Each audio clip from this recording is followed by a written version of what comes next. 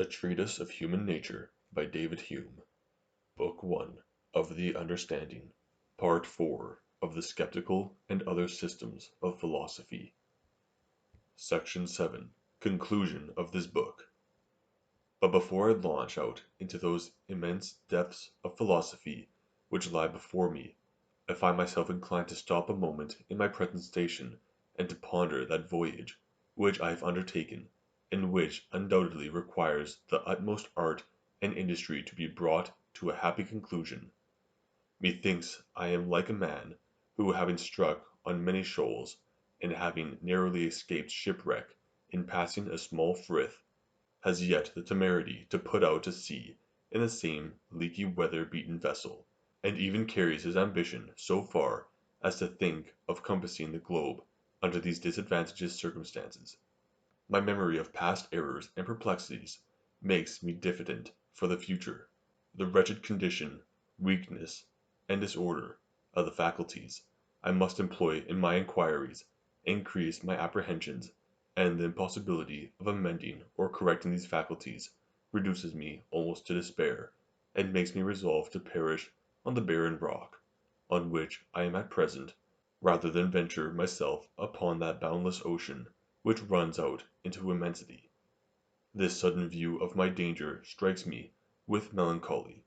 and as 'tis usual for that passion above all others to indulge itself, I cannot forbear feeding my despair with all those desponding reflections which the present subject furnishes me with in such abundance. I am first affrighted and confounded with that forlorn solitude in which I am placed in my philosophy, and fancy myself some strange uncouth monster, who not being able to mingle and unite in society, has been expelled all human commerce, and left utterly abandoned and disconsolate. Fain would I run into the crowd for shelter and warmth, but cannot prevail with myself to mix with such deformity. I call upon others to join me, in order to make a company apart, but no one will hearken to me. Every one keeps at a distance, and treads that storm, which beats upon me from every side. I have exposed myself to the enmity of all metaphysicians, logicians, mathematicians, and even theologians. I can wonder at the insults I must suffer. I have declared my disapprobation of their systems, and can I be surprised if they should express a hatred of mine and of my person? When I look abroad I foresee on every side dispute, contradiction, anger, calumny, and detraction. When I turn my eye inward I find nothing but doubt and ignorance. All the world conspires to oppose and contradict me, though such is my weakness that I feel all my opinions loosen and fall of themselves, when unsupported by the approbation of others. Every step I take is with hesitation, and every new reflection makes me dread an error and absurdity in my reasoning. For with what confidence can I venture upon such bold enterprises, when beside those numberless infirmities peculiar to myself, I find so many which are common to human nature? Can I be sure that in leaving all established opinions I am following truth, and by what criterion shall I distinguish her, even if fortune should at last guide me on her footsteps? After the most accurate and exact of my reasonings, I can give no reason why I should assent to it, and feel nothing but a strong propensity to consider objects strongly in that view, under which they appear to me. Experience is a principle which instructs me in the several conjunctions of objects for the past. Habit is another principle which determines me to expect the same for the future, and both of them conspiring to operate upon the imagination, make me form certain ideas in a more intense and lively manner than others, which are not attended with the same advantages, without this quality by which the mind enlivens some ideas beyond others, which seemingly is so trivial and so little founded on reason, we could never assent to any argument, nor carry out our view beyond those few objects which are present to our senses. Nay, even to these objects we could never attribute any existence but what was dependent on the senses, and must comprehend them entirely in that succession of perceptions which constitutes our self or person.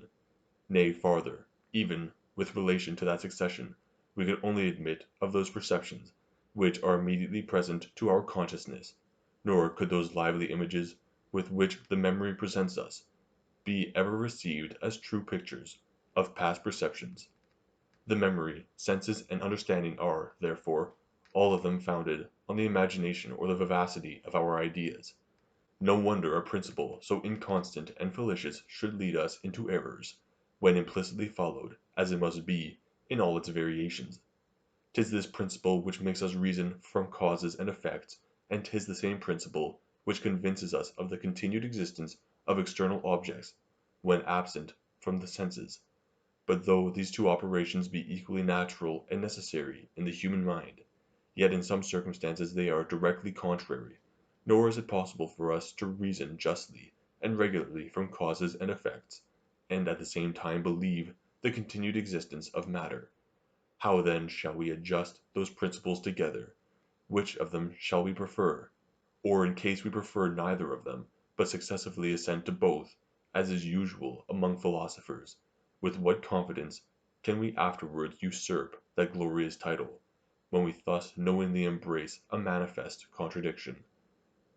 This contradiction would be more excusable were it compensated by any degree of solidity and satisfaction in the other parts of our reasoning. But the case is quite contrary. When we trace up the human understanding to its first principles, we find it to lead us into such sentiments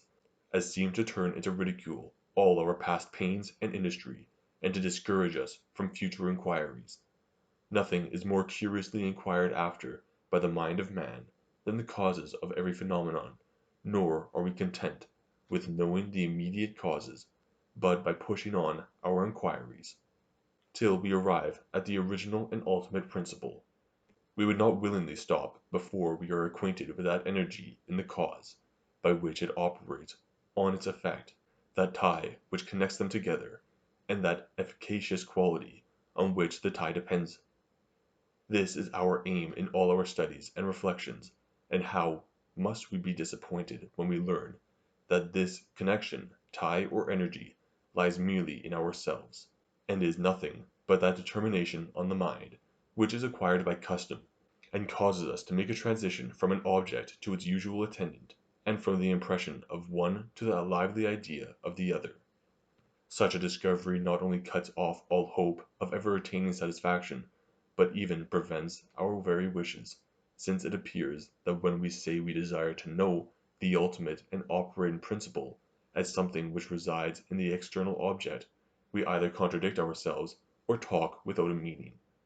This deficiency in our ideas is not, indeed, perceived in common life, nor are we sensible that in the most usual conjunctions of cause and effect we are as ignorant of the ultimate principle which binds them together as in the most unusual and extraordinary. But this proceeds merely from an illusion of the imagination, and the question is how far we ought to yield to these illusions. This question is very difficult, and reduces us to a very dangerous dilemma, whichever way we answer it. For if we assent to every trivial suggestion of the fancy, beside that these suggestions are very contrary to each other, they lead us into such errors, absurdities, and obscurities, that we must, at last, become ashamed of our credulity. Nothing is more dangerous to reason than the flights of the imagination, and nothing has been the occasion of more mistakes among philosophers. Men of bright fancies may in this respect be compared to those angels, whom the Scripture represents as covering their eyes with their wings. This has already appeared in so many instances that we may spare ourselves the trouble of enlarging upon it any farther. But on the other hand, if the consideration of these instances makes us take a resolution to reject all the trivial suggestions of the fancy, and adhere to the understanding, that is to the general and more established properties of the imagination, even this resolution, if steadily executed, would be dangerous, and attended with the most fatal consequences. For I have already shown that the understanding, when it acts alone, and according to its most general principles, entirely subverts itself, and leaves not the lowest degree of evidence in any proposition, either in philosophy or common life. We save ourselves from this total skepticism only by means of that singular and seemingly trivial property of the fancy, by which we enter with difficulty into remote views of things, and are not able to accompany them with so sensible an impression as we do those which are more easy and natural. shall we, then, establish it for a general maxim that no refined or elaborate reasoning is ever to be received? Consider well the consequences of such a principle. By this means you cut off entirely all science and philosophy, you proceed upon one singular quality of the imagination, and by a party of reason must embrace all of them, and you expressly contradict yourself, since this maxim must be built on the preceding reasoning, which will be allowed to be sufficiently refined and metaphysical. What party, then, shall we choose among these difficulties? If we embrace this principle and condemn all refined reasoning, we run into the most manifest absurdities. If we reject it in favor of these reasonings, we subvert entirely the human understanding. We have, therefore, no choice left but to betwixt a false reason and none at all. For my part, I know not what ought to be done in the present case. I can only observe what is commonly done, which is that this difficulty is seldom or never thought of, and even where it has once been present to the mind, is quickly forgot, and leaves but a small impression behind it. Very refined reflections have little or no influence upon us, and yet we do not and cannot establish it for a rule that they ought not to have any influence, which implies a manifest contradiction. But what have I here said, that reflections very refined and metaphysical have little or no influence upon us? This opinion I can scarce forbear retracting and condemning from my present feeling and experience. The intense view of these manifold contradictions and imperfections in human reason has so wrought upon me, and heated my brain, that I am ready to reject all belief and reasoning, and can look upon no opinion even as more probable or likely than another. Where am I, or what? From what causes do I derive my existence, and to what condition shall I return? Whose favor shall I court, and whose anger must I dread? What beings surround me, and on whom have I any influence, or who have any influence on me? I am confounded with all these questions, and begin to fancy myself in the most deplorable condition imaginable, environed with the deepest darkness, and utterly deprived of the use of every member and faculty. Most fortunately it happens that since reason is incapable of dispelling these clouds, nature herself suffices to that purpose, and cures me of this philosophical melancholy and delirium, either by relaxing this bent of mind, or by some avocation and lively impression of my senses, which obliterate all these chimeras. I dine, I play a game of backgammon, I converse, and am merry with my friends, and when after 3 or 4 hours' amusement I would return to these speculations, they appear so cold and strained and ridiculous that I cannot find in my heart to enter into them any farther. Here then I find myself absolutely and necessarily determined to live, and talk, and act, like other people, in the common affairs of life, but notwithstanding that my natural propensity and the course of my animal spirits and passions reduce me to this indolent belief of the general maxims of the world, and still feel such remains of my former disposition, that I am ready to throw all my books and papers into the fire, and resolve never more to renounce the pleasures of life for the sake of reasoning and philosophy. For those are my sentiments in that splenetic humour which governs me at present. I may, nay, I must yield to the current of nature, in submitting to my senses and understanding, and in this blind submission I show most perfectly my sceptical disposition and principles.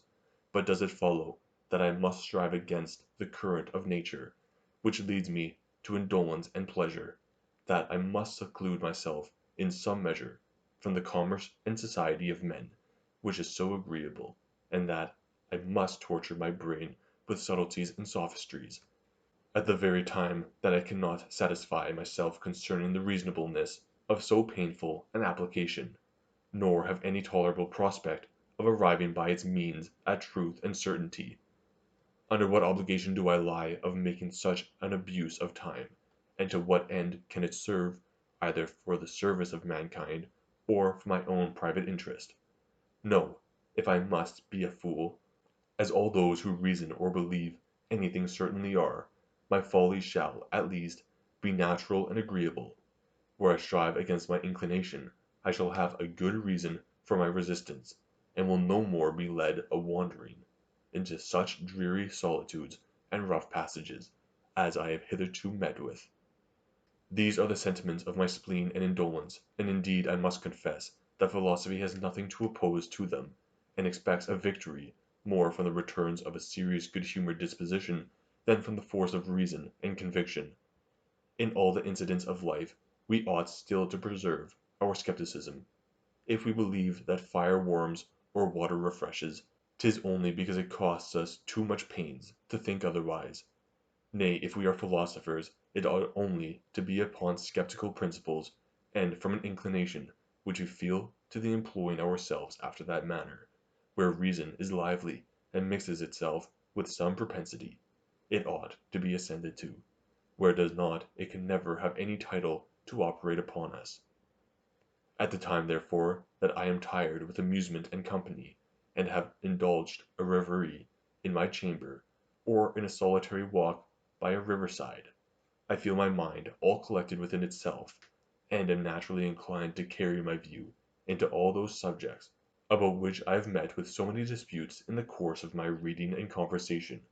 I cannot forbear having a curiosity to be acquainted with the principles of a moral good and evil, the nature and foundation of government, and the cause of those several passions and inclinations which actuate and govern me. I am uneasy to think I approve of one object, and disapprove of another; call one thing beautiful and another deformed; decide concerning truth and falsehood, reason and folly, without knowing upon what principles I proceed. I am concerned for the condition of the learned world, which lies under such a deplorable ignorance in all these particulars. I feel an ambition to arise in me of contributing to the instruction of mankind, and of acquiring a name by my inventions and discoveries. These sentiments spring up naturally in my present disposition, and should I endeavor to banish them by attaching myself to any other business or diversion, I feel I should be a loser in point of pleasure, and this is the origin of my philosophy. But even suppose this curiosity and ambition should not transport me into speculations without the sphere of common life, it would necessarily happen that from my very weakness I must be led into such inquiries. 'Tis certain that superstition is much more bold in its systems and hypotheses than philosophy, and while the latter contents itself with assigning new causes and principles to the phenomena which appears in the visible world, the former opens a world of its own and presents us with scenes, and beings and objects, which are altogether new. Since therefore 'tis almost impossible for the mind of man to rest, like those of beasts, in that narrow circle of objects which are the subject of daily conversation and action, we ought only to deliberate concerning the choice of our guide, and ought to prefer that which is safest and most agreeable, and in this respect I make bold to recommend philosophy, and shall not scruple to give it the preference to superstition of every kind or denomination; for as superstition arises naturally and easily from the popular opinions of mankind, it seizes more strongly on the mind, and is often able to disturb us in the conduct of our lives and actions. Philosophy, on the contrary, if just, can present us only with mild and moderate sentiments, and if false and extravagant, its opinions are merely the objects of a cold and general speculation, and seldom go so far as to interrupt the course of our natural propensities. The cynics are an extraordinary instance of philosophers, who from reasonings purely philosophical ran into as great extravagancies of conduct as any monk or dervise that ever was in the world. Generally speaking, the errors in religion are dangerous, those in philosophy only ridiculous.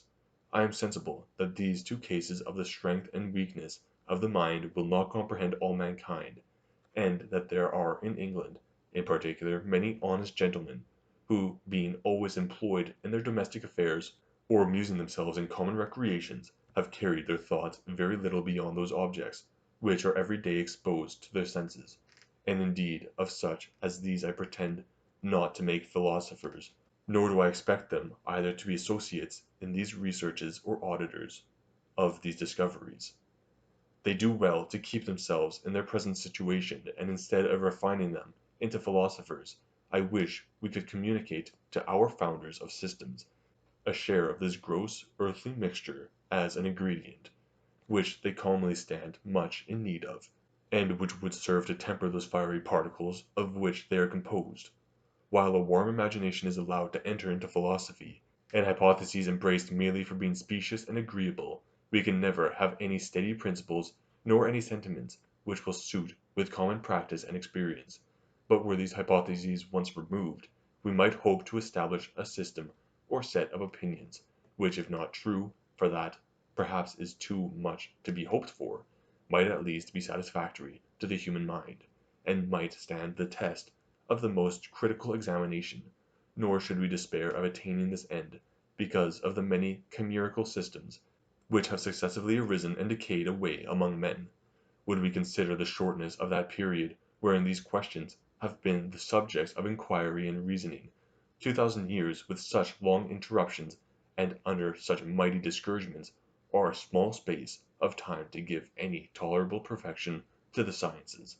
and perhaps we are still in too early an age of the world to discover any principles which will bear the examination of the latest posterity. For my part, my only hope is, that I may contribute a little to the advancement of knowledge, by giving in some particulars a different turn to the speculations of philosophers, and pointing out to them more distinctly those subjects where alone they can expect assurance and conviction. Human nature is the only science of man, and yet has been hitherto the most neglected. 'Twill be sufficient for me if I can bring it a little more into fashion, and the hope of this serves to compose my temper from that spleen, and invigorate it from that indolence, which sometimes prevail upon me. If the reader finds himself in the same easy disposition, let him follow me in my future speculations; if not, let him follow his inclination, and wait the returns of application and good humour. The conduct of a man who studies philosophy in this careless manner is more truly skeptical than that of one who, feeling in himself an inclination to it, is yet so overwhelmed with doubts and scruples as totally to reject it. A true skeptic will be diffident of his philosophical doubts as well as of his philosophical conviction, and will never refuse any innocent satisfaction which offers itself upon account of either of them. Nor is it only proper we should in general indulge our inclination in the most elaborate philosophical researches, notwithstanding our skeptical principles, but also that we should yield to that propensity, which inclines us to be positive and certain in particular points, according to the light in which we survey them in any particular instant. 'Tis easier to forbear all examination and inquiry, than to check ourselves in so natural a propensity, and guard against that assurance which always arises from an exact and full survey of an object. On such an occasion we are apt not only to forget our skepticism, but even our modesty too, and make use of such terms as these: "'Tis evident, 'tis certain, 'tis undeniable," which a due deference to the public ought perhaps to prevent. I may have fallen into this fault after the example of others, but I here enter a caveat against any objections which may be offered on that head, and declare that such expressions were extorted from me by the present view of the object, and imply no dogmatical spirit or conceited idea of my own judgment, which are sentiments that I am sensible can become nobody, and a skeptic still less than any other.